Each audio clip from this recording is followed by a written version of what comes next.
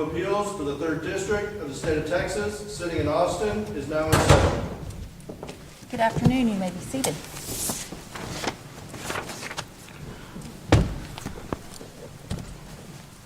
My name is Gisela Triana. I'm the senior judge of the Third Court. I'd like to welcome you, along with Justice Lopez Theophanis and Justice Crump, to the Third Court this afternoon. At this time, I am going to call cause number 0323-209 CV. Nope, that's once again. Let's go down to 130. That is not the case that I'm calling. 0324-162 CV, Great American Insurance Company of New York versus Williamson County. If I can go ahead and have y'all make your announcements and let me know who you're representing. Good afternoon, Your Honors. Mike Pipkin and Taylor Felt on behalf of the appellant, Great American Insurance Company. Y'all ready to proceed? We are ready to proceed. Thank you. Judge Chapman, voting for Williamson County, vacancies as well. Thank you. A few housekeeping issues. First of all, we are being live broadcasted on YouTube on our channel. It will also be taped and it will be on our webcast if y'all want to go back to it and watch yourselves talk.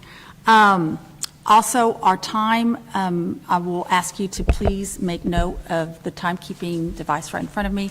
If it is green, the light is on green, that means you're good with time. If the yellow light comes on, that means you have a couple of minutes to wrap up. If the red light comes on, it means you're out of time. And if you please finish your thought, please finish your sentence. Specifically, if you're answering Justice's question, please finish that. But otherwise, wrap up. My understanding is that we're dividing time in 15 minutes. We're going to start off with the appellant. Is that correct? And then we'll be taking, the appellee will take the 20 minutes, and then we'll have a 5-minute rebuttal. Okay, then I guess we're ready to proceed. Mr. Pipkin, you may proceed. May it please the court, counsel. The matter before you today is one of first impression, but it is not one of great complexity. The facts are simple. On June 2nd, 2021, Williamson County sent 2 letters. The first was sent to its contractor, Ritter Botkin Prime Construction Company, on advising them that they had been terminated from a construction project in Williamson County, the River Ranch County Park Phase 1 development, and that demand would be made on Ritter Botkin's bonding company, Great American. A second letter was sent on June 2nd, 2021. This one was directed to Great American, advising that Williamson County had declared Ritter Botkin in default and terminated the contract. That's in quotes, demanding that Great American honor its performance obligations under the performance bond that it had issued. Then, more than 1 year later, on August 17, 2022, Williamson County filed suit against Ritter Botkin and Great American in Williamson County District Court. As for Great American, Williamson County asserted one cause of action: breach of the performance bond, a performance bond that was provided and delivered in accordance with Chapter 2253 of the Government Code. Again, the facts are simple. And the issue presented for review by this court is also very, very simple. Did Williamson County trigger the statute of limitations provided in Section 2253.078A when on June 2nd, 2021, it terminated Ritter Botkin from the construction project, and on the same day advised Great American that Williamson County had declared the contractor in default and terminated the contract? Again, a quote from the letter that is part of the record. It's actually pages 112 and 114 of the appendix. Mr. Pipkin? Yes. Let me interrupt you. I have 2 questions. One, do you think that there's one contract or 2 contracts? There are 2 contracts. We've got the construction contract, the public work contract, as defined in Section 2253.0014, and then there is the bond. Mm-hmm. And those are 2 separate things. Contracts. My second question is, do you believe that either or of those contracts ambiguous? I'm sorry, there was a noise and I didn't hear the end of your question. Do you believe either of those contracts, whether they are ambiguous or not? Oh, no, I do not believe either of those contracts are ambiguous at all. Okay. And I don't believe that that is an issue that has actually been raised or argued at this point. I think that actually the statute itself is not complicated. We're talking about Section 2253.078A. It says a suit on a performance bond may not be brought after the first anniversary of the date of final completion, abandonment, or termination of the public work contract. Well, let me follow up with this question. Then what does final completion mean? Final completion, and again, that's really not an issue in this case, but final completion means completion of the overall contract. And it is, under some circumstances, there may be issues that arise post-completion, final completion, where a claim might be made against the performance bond But we're for. dealing with abandonment, correct? No, we're dealing with termination. Now, I'm going to address abandonment because abandonment is the argument that Williamson County has made, but we're really here dealing with termination. Okay. I guess my biggest question is, the bond, the insurance company has the right to bring in another contractor and terminate the work, correct? If the bonds, if the conditions of the bond are met, one of the options that the surety can provide is to bring in another contractor. It can retain, this is all in the language of the performance bond, it can use the contractor that was terminated, Ritter-Botkin. There were several options under the performance bond that were available to Great American at this point. But under your reading of the contract, of the bond, if Great American would have brought another contractor to finish the job or to start the job, would Williamson County still have to sue within the year of the contract that was signed with the contractor? Well, the trigger is either final completion, abandonment, or termination of the contract. If, under a set of circumstances, Williamson County and Great American were able to enter into an agreement, I mean, this is what I've done for 35 years as surety. What would happen is we would enter into either a takeover agreement or a tender agreement where we've agreed that we've agreed to take our responsibilities and obligations under the performance bond. We enter into an agreement with Williamson County. That's the new contract that is between the two parties. That didn't happen here because in December of 2021, we advised, here are the reasons why we are not doing this, why we are not we're not going to complete the project, and we made an offer to try to resolve the claim, but then obviously no agreement was reached. Okay, so there's a new contract. Let's assume there's a new contract, we have a new contractor, but the contract would be, remember, there's two contracts, there's the bond, and then so would Williamson County have to enter into a different contract with the new contractor? That, if there was a tender, if we tendered a new contractor, then yes, under that set of circumstances, they would have a contract with the new contractor. If we entered into a takeover agreement with Williamson County, the contract would be between Great American and Williamson County, and then the surety would be employing the contractor to complete the contract. Okay, so in no event then would there be a new contractor working on it without there being a new contract that would be signed? That is correct, Your Honor. Okay.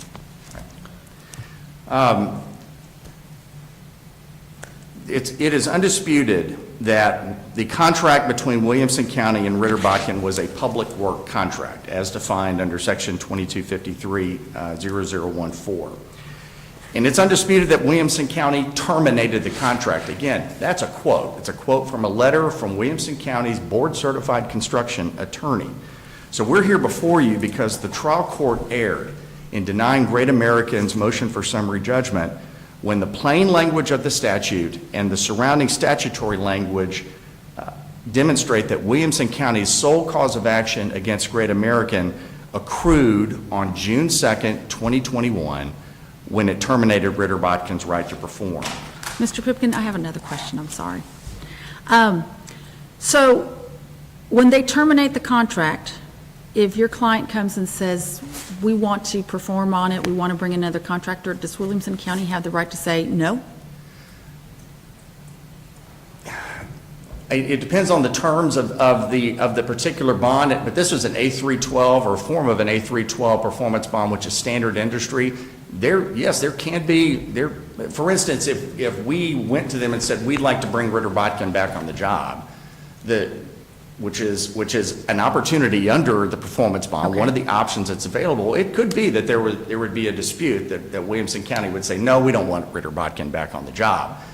And if we can't resolve that dispute, the trigger for any sort of lawsuit against Great American arising out of the performance bond is the I date of understand termination. I understand that's the trigger y'all are arguing, but let's assume that happens, and y'all say, we have a choice of who to bring, we're bringing them back, and they say, we don't want that, and they sue you. Then are we dealing with, one, a ripeness issue? Two, are we dealing with the option that you have under the bond contract to bring in somebody else, including the original contractor, to finish the project? I think it's the latter argument. I mean, if under that set of circumstances, we weren't able to reach an agreement with Williamson County on how to proceed on the contract, we would argue we're utilizing one of the methods that we have under the bond to be able to do that. We can't reach agreement. That would then be the subject of a dispute that we're here on, right? And that's essentially we went back to them and said, we're exercising the option of not completing. And we made an offer with respect to the remaining contract balance. It wasn't accepted, and we're here. I mean, it's just another one of the fact scenarios that are possible under the circumstances. I guess the thing that has me weighing is if your client has the right and they cannot object to, and they would not be able to bring suit, if you decide we want to bring, let's use the same contractor, because I think everybody can understand why they might say, nope, we don't want that. Yeah. Can you say, well, there'd be a suit, obviously, but can you say that if you have the right, if the insurance company has the right to force them to accept the contractor that you choose, then it's really not an option for them to sue y'all. So does it really? I think it would be an option for them we don't have an agreement. They would have the option to sue us under the contract, under the performance bond. They absolutely would have the option to do it. They wouldn't be foreclosed from bringing suit. But would they be foreclosed from bringing suit 1 year after the initial contract termination date? The trigger is still the trigger. Okay, so what happens in a contract that is expected to be performed over a long period of time, more than a year, as some of these public works contracts are? Termination number 1, following your argument, occurs on June 21st. The contract continues under your newly selected contractor, but that performance lasts over a year. What then? No remedy for the county? Well, I think there's a remedy for the county if the surety is taking over or is tendering, there's going to be another contract that is in place. And so that's the contract under which a suit could be filed. It's a separate and new contract. It's not a suit on the performance bond, it's a suit on that contract. Stepping into the shoes of the second contractor. Yes? Well, it's the suit, I mean, the agreement, let's go with the takeover option, right? The contract would be between Williamson County and Great American, so the suit would be against Great American. If there was a tender, if we tendered a new contractor and they agreed to it and they entered into a contract with this new contractor and there was an issue with that, under normal circumstances, that new contractor also brings its own bond, with the performance bond being a backup, and that would be part of the tender agreement. And so the statute of limitations issue wouldn't be addressed in that circumstance. Well, what's to prevent the surety from just shirking responsibility by taking too long to decide and running out the statute of limitations? There's nothing preventing Williamson County in this set of circumstances from bringing suit in any time under the year. I mean, this is. Well, what if the election takes place after the statute of limitations? Again, there is nothing, the trigger is when the abandonment, termination, or final completion happens. If there's nothing that has happened in that period of time, there's absolutely nothing that would have prevented Williamson County from bringing a lawsuit. I mean, the Live Systems case, which oh goodness. The Live Systems case is something that I think is instructive here because that was, even though it's a payment bond case, the analysis that was provided by the Fort Worth Court of Appeals, I think, applies here. And that one is, the statute of limitations for payment bond claims is 1 year. Now, there's a cooling off period. There's a 60-day window where the payment bond claimant can't file a lawsuit. That makes it harmonized with Section 3503 of the Insurance Code. I haven't briefed that, but that's how that works. But the deadline is still a year from when a notice of claim and sworn statement of account is filed. And and I haven't had the opportunity to talk about statutory construction. I guess I'm going to circle back on that when I get to my rebuttal time. But what the Fort Worth Court of Appeals said here, and what I think is critical for the court to understand is, the legislature chose the statutory language of Section 2253-078B in this circumstance for the payment bond claims purposefully. They relied on the plain meaning of the text unless another meaning is statutorily supplied or apparent from the context. And we construe the statute as a whole rather than reading the individual provisions in isolation. That's what we have here. Surety 101, the public work contract is between the contractor and the owner. The surety bond is a separate contract, and we are not primarily liable. We are secondary and conditional depending upon whether the terms of the bond are fulfilled. I'll reserve the remainder of my time for rebuttal. Thank you, Mr. Rivkin. Mr. Chapman.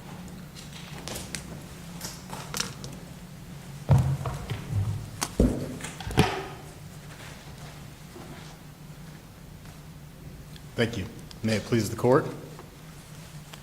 The first thing I'd like to do before I dive into my prepared argument is address your question, Justice Triano. We have, in this particular case, one contract.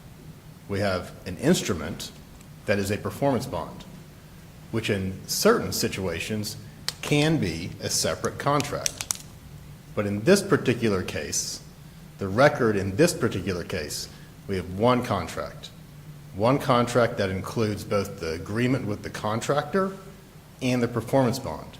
And that's in the express language. Yes. Okay, in the district court's order, talking about the controlling question of law, the court said that the surety performance bond is, quote, expressly included as part of the public work contract. Can you tell me exactly what express language you believe the district court is referring to? Absolutely. So the district court got it right. If you look at the contract, and I'm specifically referring to page 108 of the clerk's record, Article 2 of the contract that Ritter-Botkin signed with Williamson County says the contract documents consist of the following, which are incorporated by reference for all purposes. Letter A, this agreement and all exhibits and attachments listed, contained, or referenced in this agreement.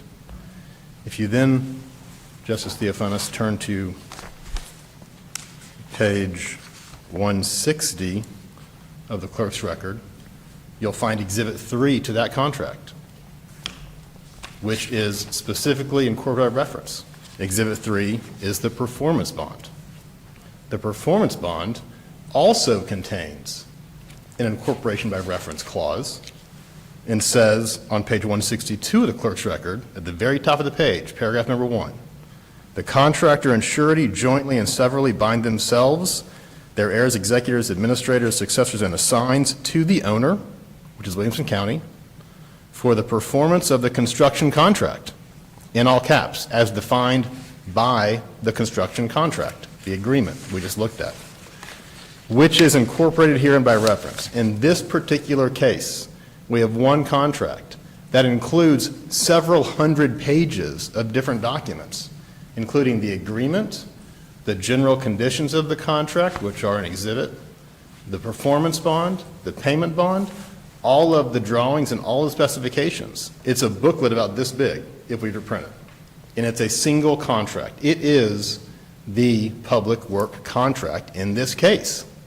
And in order to trigger limitations based on an act of termination, the statute says that whole thing must be terminated.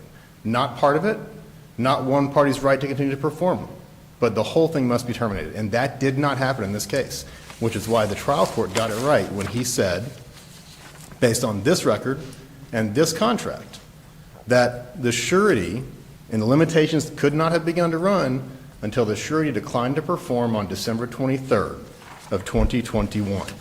That, if you're looking specifically to the language of the chapter that controls the 2253 limitations provision in 078, that is the only act which should constitute either final completion, abandonment, or termination of the public work contract.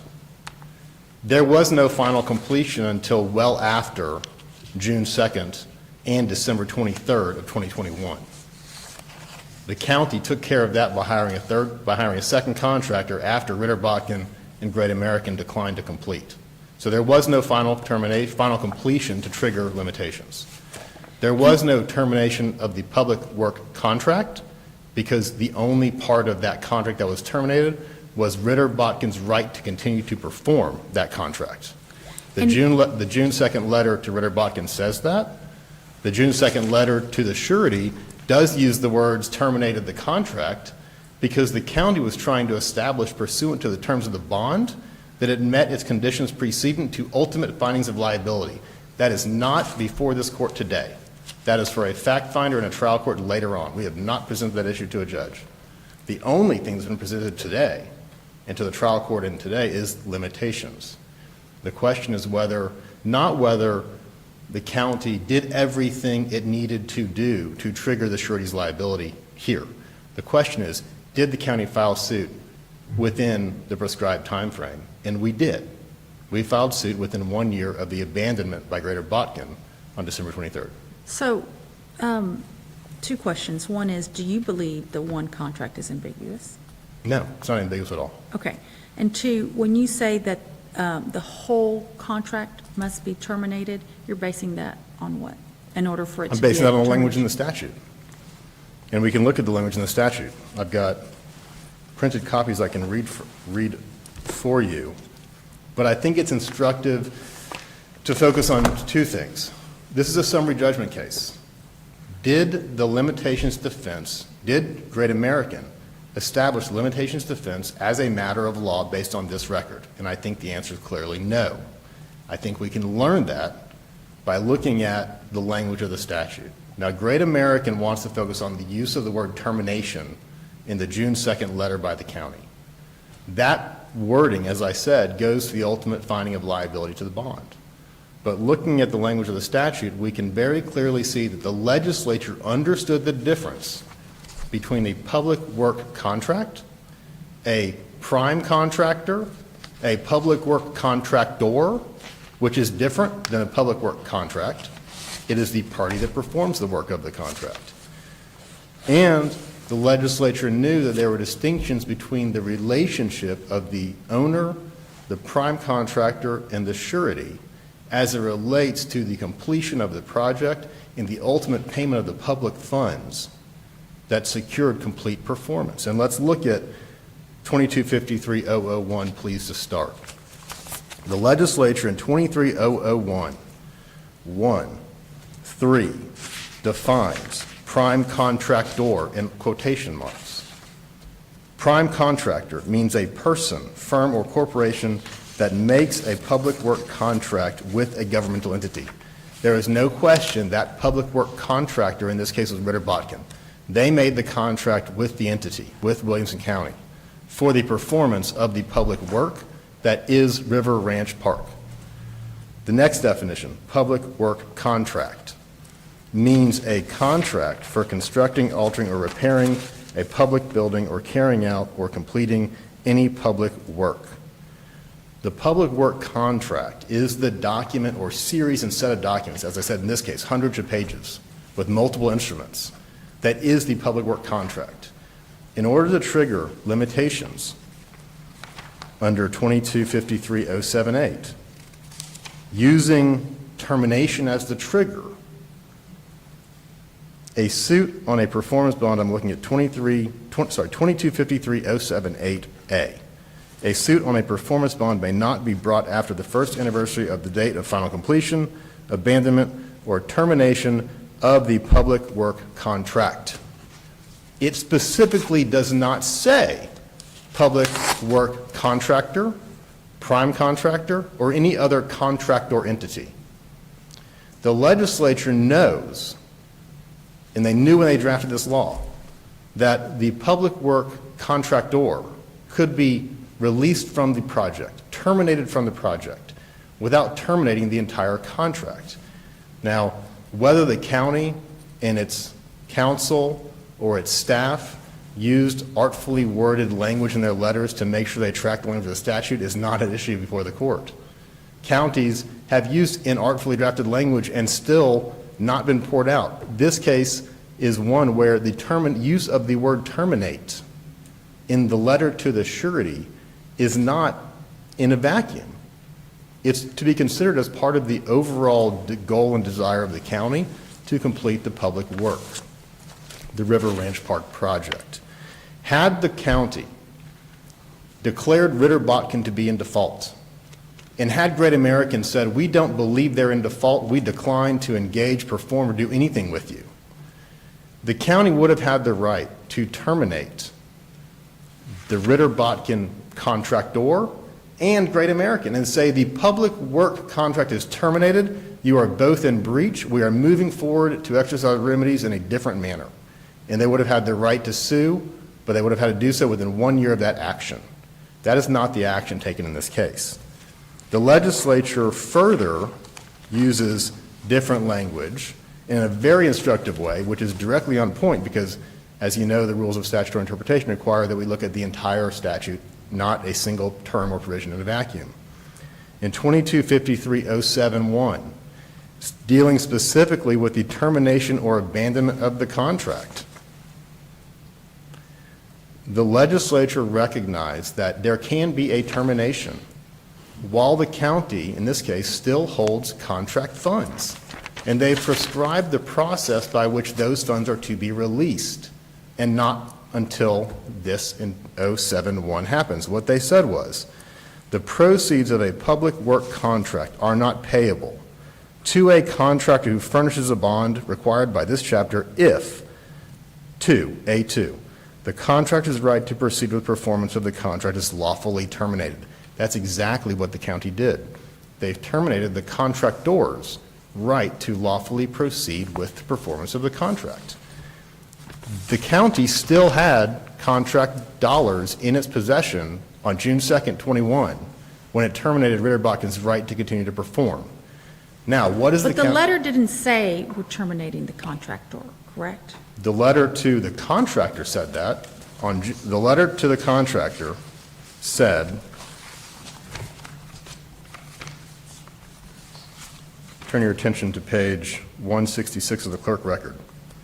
Please be advised, Ritter Botkin Prime Construction Company, Inc. is hereby terminated from the above described project. And the letter to... And the letter to the surety, the same day, page 168 of the clerk's record, says, on this date, the owner declared Ritter Botkin Prime in default on the project and terminated the contract. The owner is hereby making demand on Great American Insurance to honor its performance obligations arising out of the performance bond. And that's where you're saying that they were inartful in saying... Well, I don't think they're inartful. I think they were artfully trying to establish liability under the terms of the bond. And let me show you where in the bond that exists so that you can see that this is not an issue for limitations. It's an issue for ultimate liability.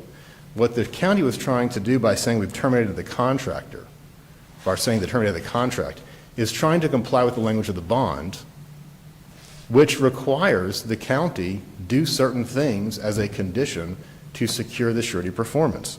One of the things they have to do, and if you look at page 162 of the clerk record, I'm back on the second page of the performance bond, it says, the owner, in section 3, must first provide notice to the contractor and the surety that is considering declaring a default. That actually happened in May in this project, and it's in the record, but it's not being discussed so much today. It must then, in 3.2, the owner declares a contractor default, terminates the construction contract, and notifies the surety.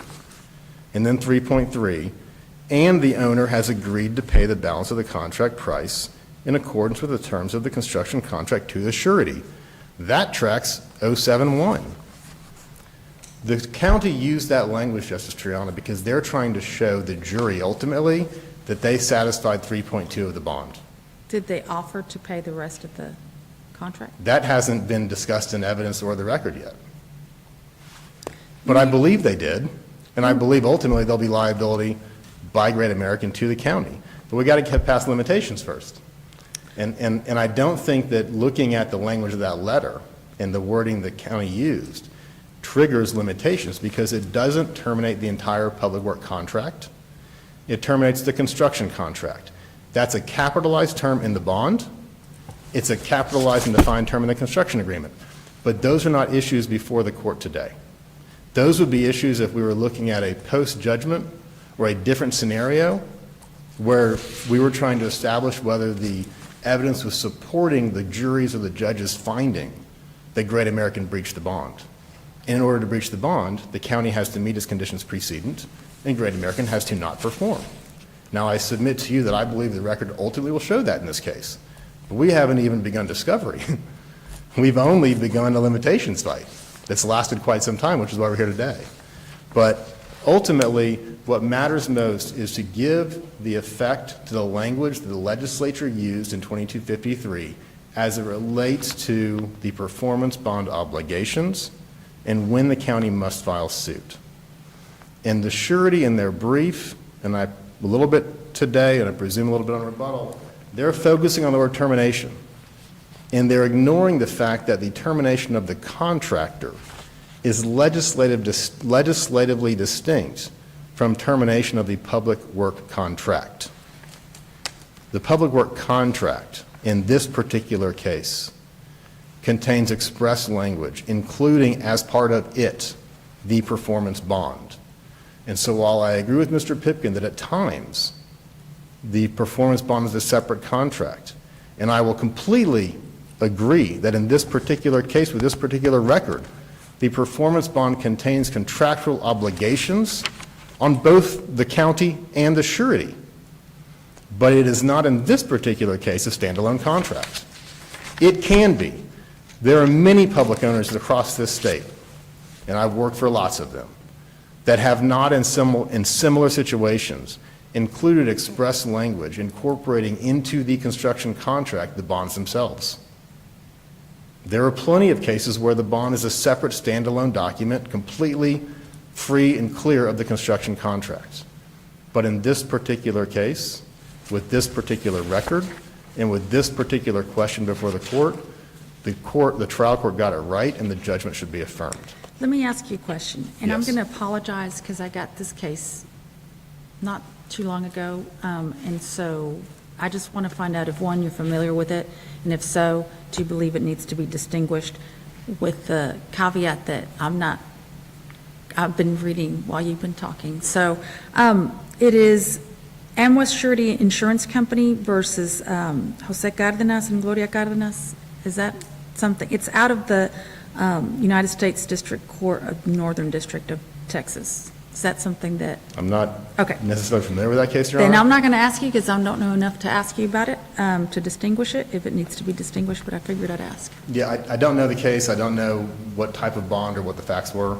I can tell you that I agree with Mr. Pickett. This is an issue of first impression. There is not a Texas case or a Texas court, certainly not a state Texas court, that has looked at this particular language and has offered an opinion as to its interpretation. And while I think that the Great American folks, and certainly the sureties of the world, would like this to be treated as a certified question, allowing y'all the opportunity to go off and tell the world and all the sureties when they can set their calendar and their reminder to end the liability on the bond. That's what they're looking for. They're looking for the opportunity to say, 1 year from terminating the contractor, you got to file suit in every situation or you lose. They want certainty in the marketplace. That's what the amicus brief said. We all want certainty in the marketplace. But this is not a certified question. This is a summary judgment case on an issue of law that has not been touched by the courts. I've had it in several district courts over the years when no one's ever appealed it until now. So here we are. While I think that there's opportunity for the court to look at the legislative language that they use in the statute, ultimately, the application of this statute to this record in this case supports affirmation of the trial court's ruling. The summary judgment should be denied. Limitations has not expired as of August 17th when the county filed a lawsuit, and the county should be allowed to proceed with their case. Unless there are any more questions, I'll thank you for your time. Thank you. Thank you. Thank you.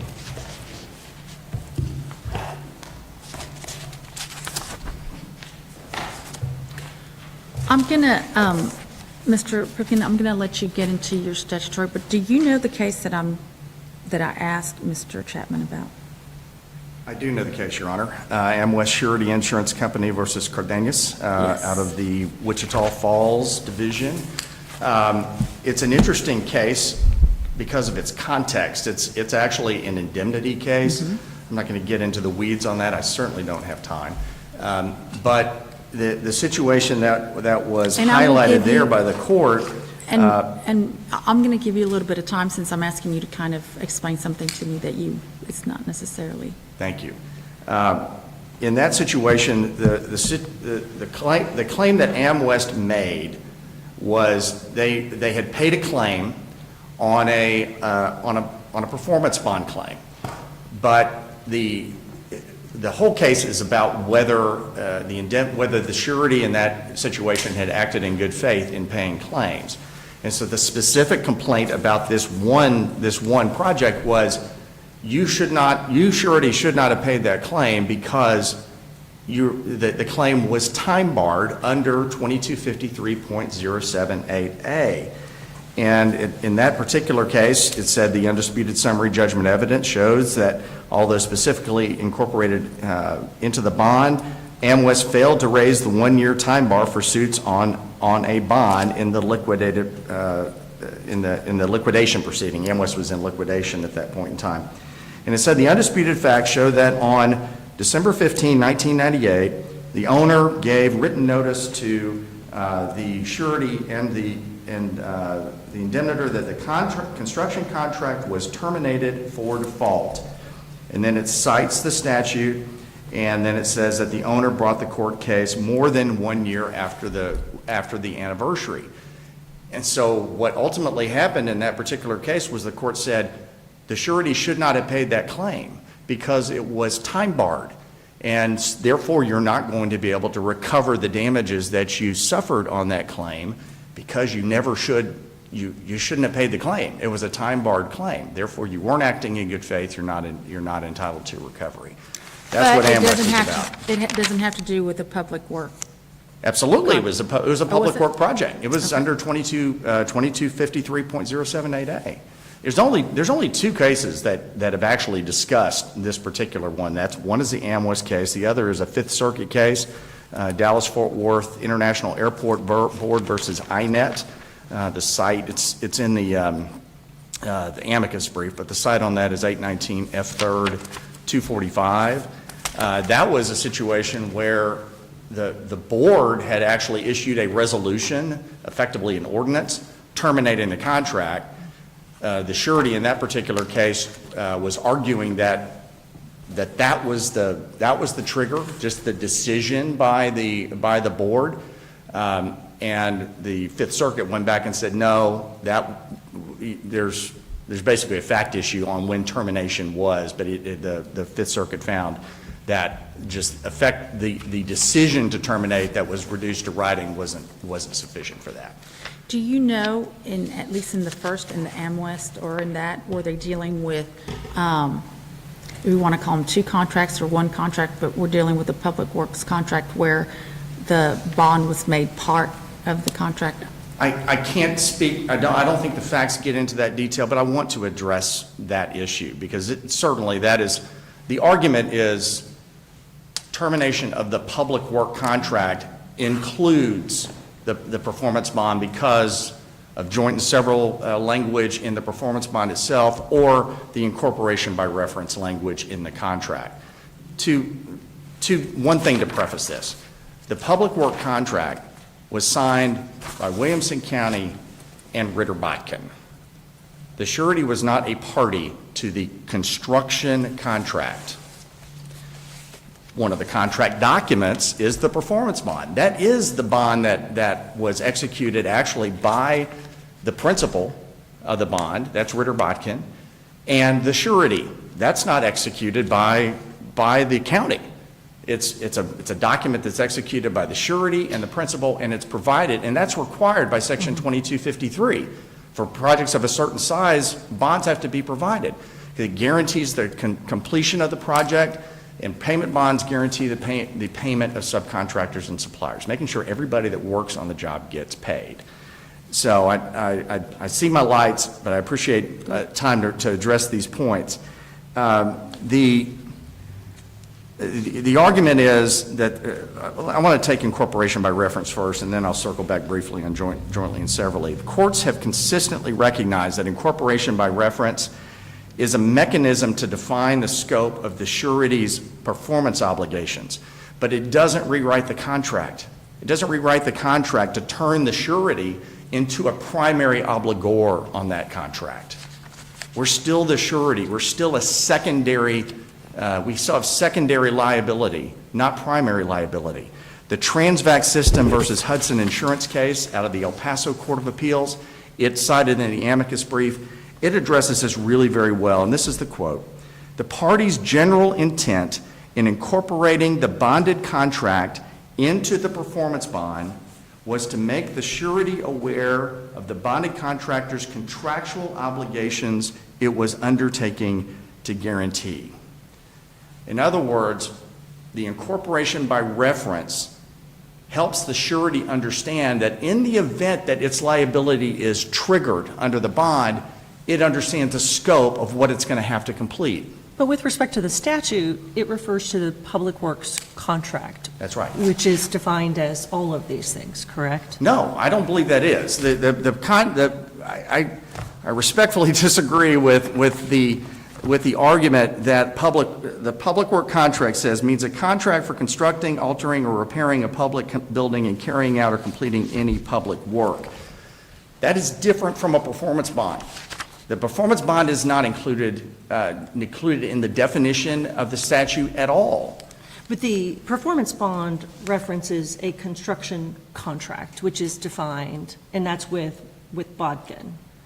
The statute references the Public Works contract, which is Yes, that's broader. right. Termination, I mean, in 2253.078A, it's final completion, abandonment, or termination of the public work contract, which is public work contract is a defined term. And Great American does have the election. They can elect to do a number of things after the conditions precedent are met, correct? That's right, Your Honor. Okay, so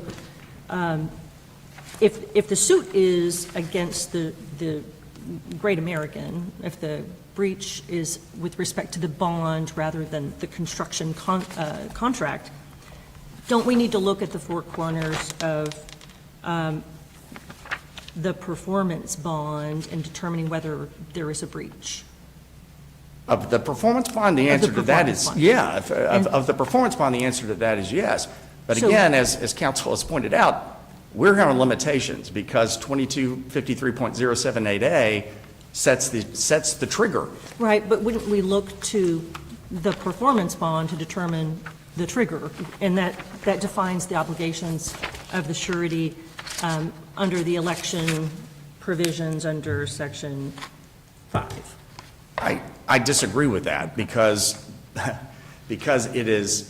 it's the public work contract, and the public work contract is between and was signed by the owner and Ritter Botkin. And the steps that were taken, I don't disagree with the statement that the letter was sent in order to trigger a response from the surety. There had to be termination in order to trigger the surety's response. That started the clock. That moment started the clock.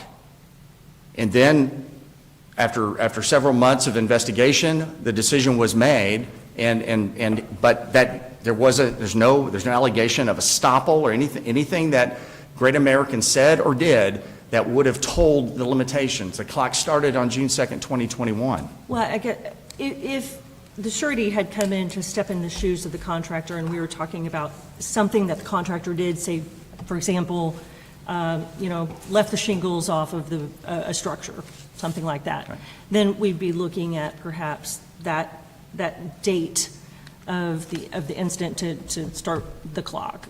But this, as I'm understanding, the issue is whether or not the surety did something. This is as you all are telling us, this is an action about breach of contract of the surety. And it's the surety who took the election to waive its right to perform and complete, arrange for completion. They took number 4, right? Right. So how is that not the triggering date? Because that's not what the statute says. The statute talks about the large public works This- contract. The statute says the trigger is final completion, abandonment, or termination of the public work contract. And the public work contract is a document signed and executed by, in this case, Williamson County and Ritter Bodkin. So what's final completion? Final completion, again, this is a circumstance that doesn't apply in this case because it's not a later of, right? It's the first of these things, and that's what starts the clock. Final completion would be final completion of the project. And in a circumstance like you just talked about, Right. a factual situation where there is a defect that arises after final completion, and there is a claim made on the performance bond after final completion. Basically it is final completion, and if within 1 year, there has to be suit on the performance bond after the project is completed. That's what final completion is about. But that's not what we have here without question. Okay. With that, Anything else? I will sit. Thank you very much. Thank you. Thank you. At this time, then, I am going to submit cause number 0324162CB, Great American Insurance Company of New York versus Williamson County, and y'all are excused. Thank you. All rise.